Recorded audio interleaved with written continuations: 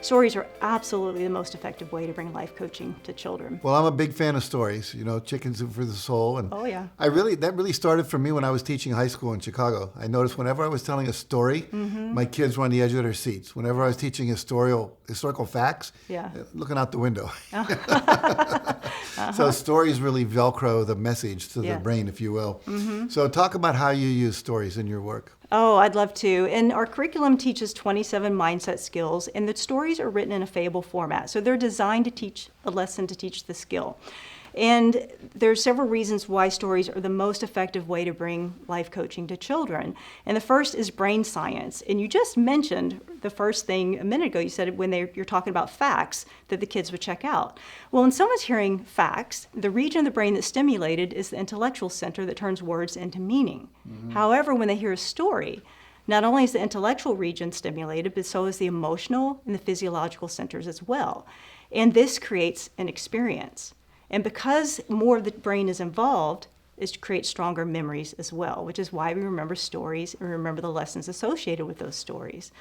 And then another reason why stories are so powerful is it's a great way to help children learn how to navigate life. Most kids don't like talking about being afraid or being nervous, but they love talking about grungies and they like talking about dragons. And these are a couple of terms from our curriculum that give kids a safe way to talk about some of the negative kind of feelings that they have in their body. That's the grungies.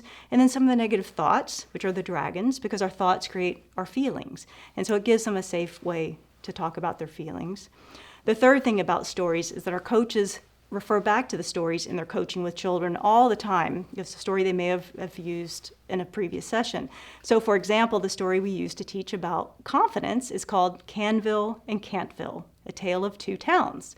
And let's say that a coach has worked with a child and he's really getting down on himself, thinking he can't do something.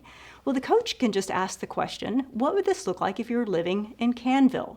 It takes the child immediately back to the story and remembering that I can face this with an I can do it mindset versus an I can't do it mindset. And it just shows you the power of the coaching stories. And for each one of the skill books and stories that we have anchoring questions like this that take the child back to the story.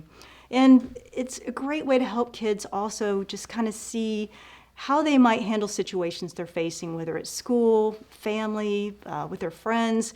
Because sometimes when children are struggling with an issue, they can feel judged or on the spot. And what they can do is with the stories, they can see the situation that the characters are facing and how mindset skills are used to solve those. And it helps the coach kind of navigate it so that it's a safe way to explore that. And of course, they're great for refreshers. Our children learning a skill. I know I'm still working on shifting my thinking and kids are learning the same thing. So it just gives them a fun way to refresh as well.